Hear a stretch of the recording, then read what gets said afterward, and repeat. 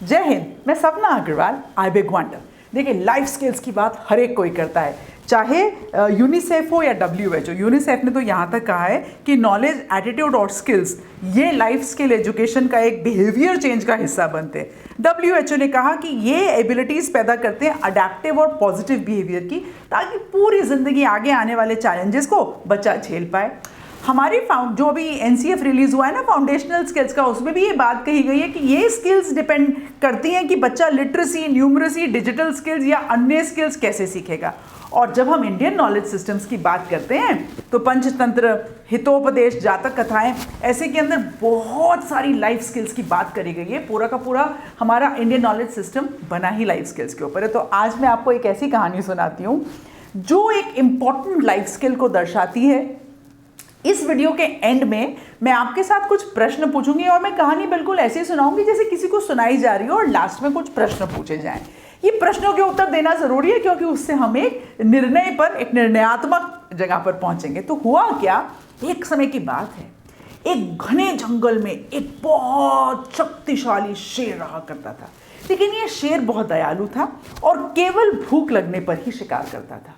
तो जंगल के सारे जानवर उनसे बहुत खुश थे और वो कहते थे, जंगल का राजा शेर बहुत अच्छा है, बहुत ही दयालु दिल का है, क्योंकि हमको ऐसे नहीं मारता। जंगल के राजा हैं शेर, एक दिन दिमाग में आया कि मेरे कुछ दरबारी भी होने चाहिए। तो उन्होंने फॉक्स को और लेपर्ड को और कौवे को बुलाया, है ना। अब फॉक्स को उन्होंने कहा कि देखो, तुम बहुत चतुर हो, क्लेवर हो, तो तुम मेरे डिसीजन मेकर मेरे साथ बनोगे। तो फॉक्स बड़ा खुश, उसने कहा यस। उन्होंने चीता को कहा कि देखो, तुम बहुत स्विफ्ट हो, ताकतवर हो, तो मेरे साथ मेरे बॉडीगार्ड का काम करोगे। उसने कहा यस। क्रो को कहा कि देखो, तुम उड़ सकते हो और बहुत दूर तक जाकर चीज़ों को समझकर मेरे को पहले लाकर बता सकते हो, तो इसलिए तुम भी मेरे दरबारियों का हिस्सा रहोगे। जब इन तीनों को कहा गया तो उन्होंने कसम खाई कि हम आपके लिए लॉयल्टी के साथ काम करेंगे। तो ये बिल्कुल ऐसे करते थे। अच्छा, जो शेर अपना शिकार करता था और शिकार करने के बाद बिल्कुल दयालुता से लेफ्ट ओवर्स छोड़ देता था ताकि उसके कोर्टियर्स जीवन कर ले। तो ऐसे करके ज़िंदगी बीत रही थी। अब एक दिन ये कौवा उड़ते हुए आया और उड़कर कहता है, महाराज। शेर ने कहा हाँ बोलो। बोले, महाराज, आपने कभी मुझे बताइए कि कैमल मतलब ऊंट का मांस खाया है? मैंने खाया है एक बार, बहुत ही स्वादिष्ट होता है। अब शेर तो जंगल का रहने वाला, कैमल मतलब रेगिस्तान का रहने वाला, कहाँ खाया होगा शेर ने ऊंट का? बोला, उसके मन में बोला कि मैं अभी जब यहाँ आ रहा था, मैंने देखा कि पास के जो रेगिस्तान है ना, वहाँ पर एक लंबा चौड़ा तगड़ा ऊंट घूम रहा है, बिल्कुल नौजवान, बहुत मज़ा आएगा अगर आप वहाँ पर चलें तो। शेर ने कहा रुको। उसने अपने बाकी दरबारियों को बुलाया, मतलब फॉक्स को और चीता को, और पूछा कि चलेंगे। अब इन दोनों को पता नहीं था क्योंकि ये भी जंगल के जानवर हैं, पर ये अपनी अनभिज्ञता नहीं दिखाना चाह रहे थे कौवे के सामने। तो उन्होंने कहा कि हाँ महाराज, बिल्कुल चलकर देखते हैं, और अगर इतना बड़ा ऊँट है तो कई दिन तक हमें शिकार नहीं करना पड़ेगा, हमारा तो काम ही हो जाएगा। अब ये चलना शुरू हुए, जंगल में चलते चले गए, पार करते चले गए जंगल को। अब जंगल के ख़त्म होते ही रेगिस्तान स्टार्ट हो रहा था, और जैसे ही रेगिस्तान स्टार्ट हुआ तो वहाँ पर क्या है कि धूप की तेज़ गर्मी है ना, और रेत बिल्कुल गर्म तपता हुआ। थोड़ी दूर चले थे कि इनके पंजे जलने शुरू हो गए।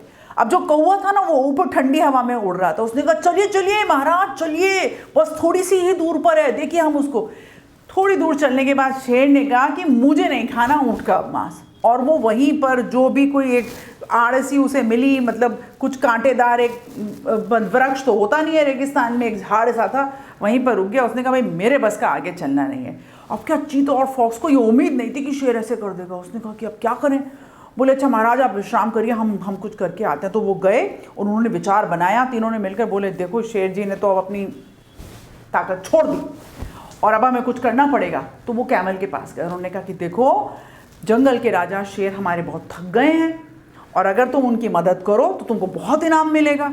अब ऊँट ने कहा कि ये तो बहुत अच्छी बात है, जंगल के राजा शेर का सेवा करने का मौका मिल रहा है। उसने कहा हाँ महाराज।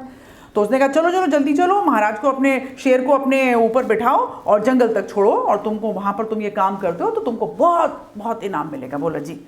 तो वो गया, ऊँट नीचे बैठा, शेर उनके ऊपर चढ़ गए और शेर के बैठते के साथ ही चीता और क्या ये फॉक्स भी उनके ऊपर ही लद लिए और ये चल दिए जंगल के ओर। कौवा तो उड़कर वापस पहुंच ही गया।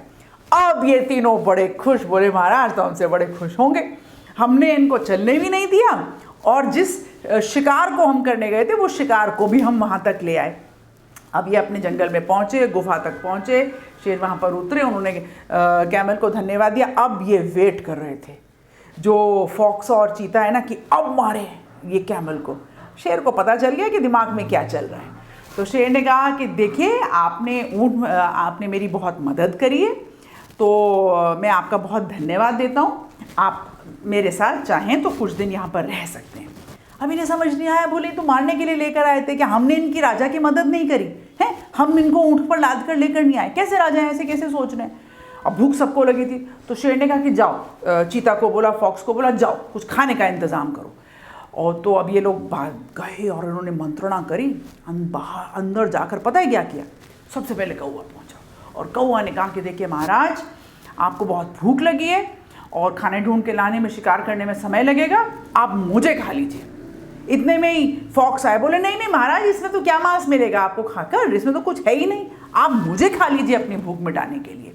तभी चीता आया। चीता ने कहा महाराज इसमें क्या मिलेगा, कुछ भी नहीं होगा, आप मुझे खा लीजिए। तो बड़े खुश ये लोग कि अब राजा जो है, कोई ना कोई एक राजा ने कहा कि देखो मैं बिल्कुल तैयार हूँ, अब मैं उसी सीक्वेंस में तुम्हें खाऊंगा जिस सीक्वेंस में तुमने मुझे अपना निवेदन मतलब कहा है आकर।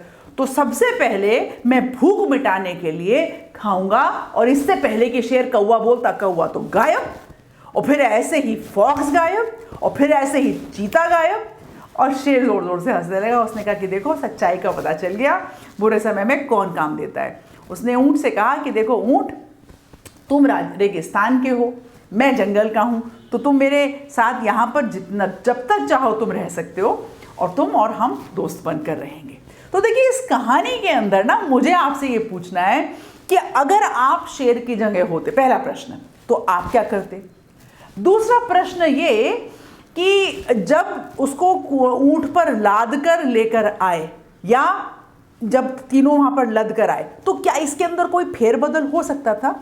डिसीजन मेकिंग के लिए ये कहानी बहुत ही बढ़िया है, क्योंकि अलग अलग पड़ाव पर डिसीजंस चेंज हुए।